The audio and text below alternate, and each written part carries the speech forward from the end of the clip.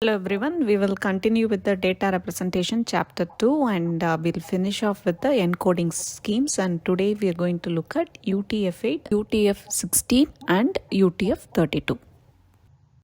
In the last video we learnt about Unicode, which is nothing but the that character universal character set, and also about the encoding terminologies. And in this video we are going to look at the Unicode encoding schemes. And there are multiple encoding schemes to represent character. There is UTF-8, UTF-16 and UTF-32. And first we will have it look at the UTF-8, which is nothing but Unicode transformation format using 8 bits. UTF-8 is an variable length encoding scheme, and we can also say that it is a multi-byte encoding scheme as it uses 8 bits, 16 bits, 24 bits, etc. Can represent every character which is there in the Unicode character set, and so we can say that it can represent 1,114,112 code points in the Unicode character set.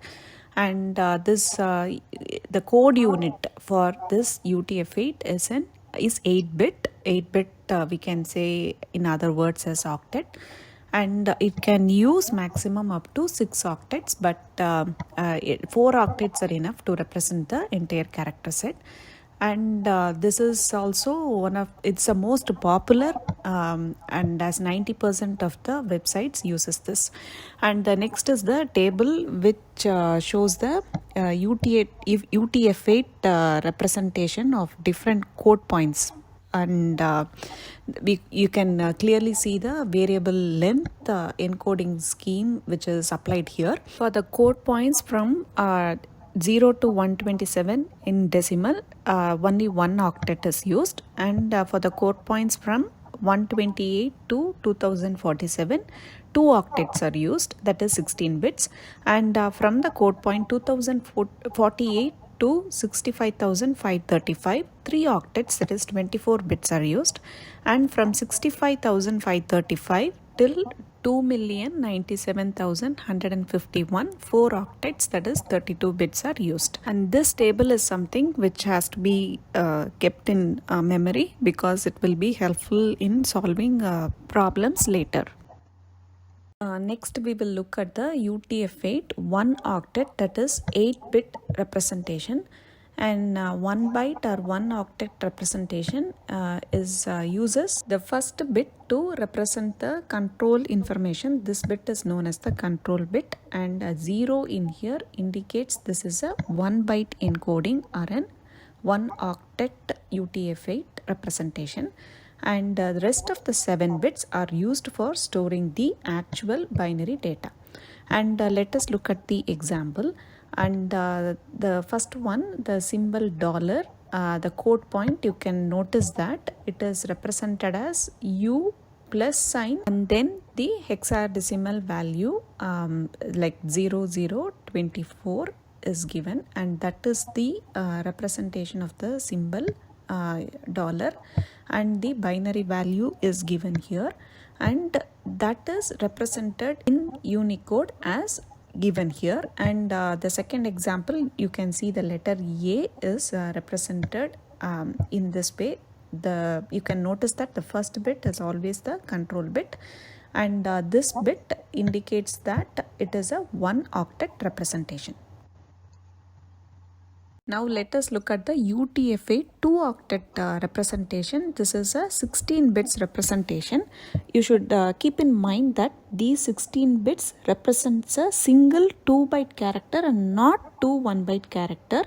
And you can notice that that the leftmost 3 bits of the first octet stores the control code 110, and the leftmost 2 bits of the next octet stores the control code 10. So the 5 bits of the first octet and the 6 bits of the second octet stores the actual data. Let us take a couple of examples. Like first let us take the cent sign, and the Unicode point of this symbol is U plus 00A2, and we have the binary value for it here. and we are going to represent it in this way, like the first 110 in the first byte and 10 in the second byte as the control code. And the data part is like first we start with the LSB of the second bit, start filling it from right towards the left, and then the rest of the data is filled in the first byte or the first octet, and the remaining part is filled with 0. And let us take the second example, n tilde. The Unicode code point is u plus 00f1 and the binary equivalent is here. Even here, first we are going to fill in the control bit, which is 11, control code which is 110 and 10, and the data part we are going to start with the LSB of the second octet, and then after filling in the information starting from the right towards the left, then we are going to move into the first octet, and 1 goes here and the remaining space is filled with 0. Now let us look at the UTF-8 3-octet 24-bit representation. This is a 3-byte representation, and the leftmost 4 bits of the first octet stores the control code 1110, and the leftmost 2 bits of the middle and the last octet stores the control code 10.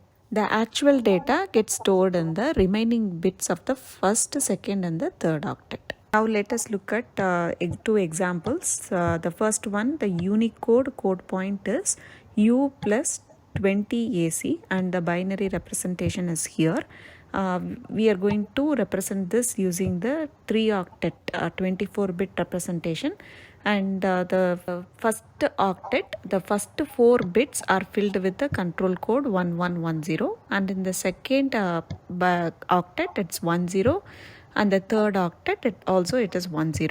So the data as we saw earlier, like we are going to start filling with the LSB of the last byte or the last octet, and we will move towards the from the right towards the left, and the remaining bits which goes unfilled will be filled with 0. Let us look at the second example. The Unicode code point is U plus 2122, and the binary equivalent for this is here, and as we saw earlier, the first byte or the first octet, the control code is 1110. The second and the third one, it is 10, and we are going to fill the information starting from the LSB of the last byte or the octet. Next, the second octet is filled, and finally the first octet is filled with data.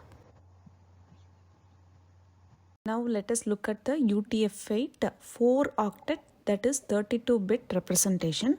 4 bytes are used here, and the leftmost byte or the octet stores the control code 11110, and the second, third and the fourth octet stores the control code 10. And let us look at the example, like the Gothic letter here is used, symbol is used. The code point is U plus 10348, and binary representation is given here. And as we have seen earlier, we are going to fill in the control code on the first, second, third, fourth bytes are the octets, and the data we will start filling from the last octet starting from the LSB, and the data and the bits which goes unfilled are filled with 0. Let us look at a few examples. The symbol tilde is given, and the Unicode point for it is 2 plus 007E, and the decimal equivalent for this is 126.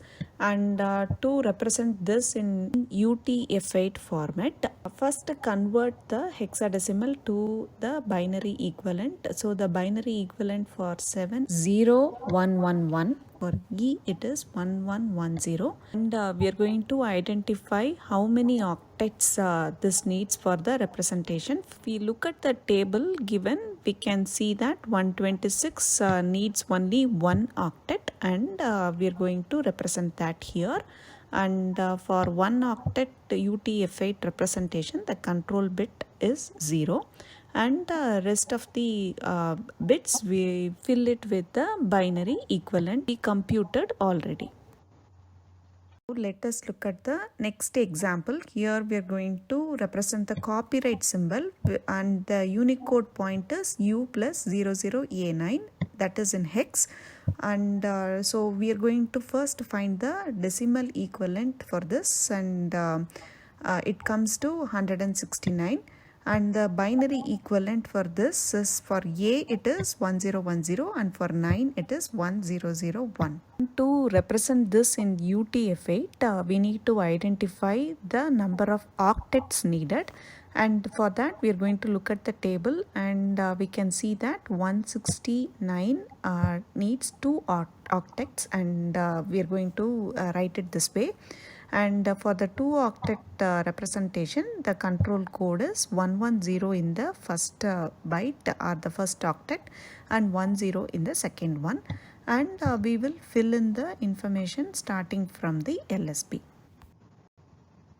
And now we will try to understand UTF-16 and UTF-32. UTF-16 is similar to UTF-8, but here by being a variable length encoding system, and it uses 2 bytes or 4 bytes to represent the data.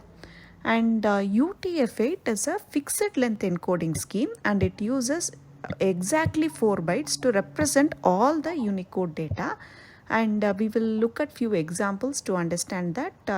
For the first one is a $sign, and the Unicode code point for it is, we know that it is U plus 0024, and the binary code for it is given here, and we can see that all the 4 bytes are used, where the unused bits are filled with zeros.